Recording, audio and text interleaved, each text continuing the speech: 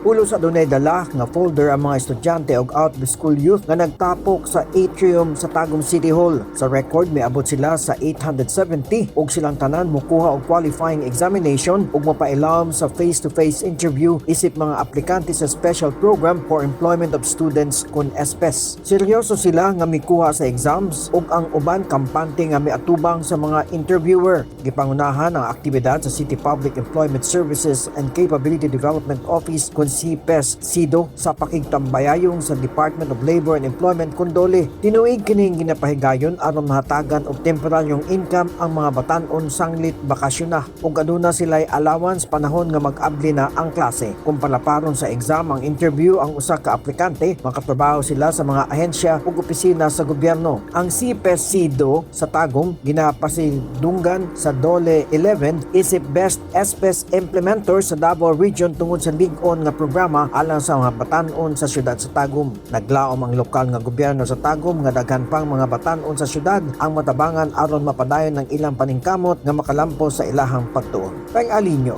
Newsline Philippines. Stay safe.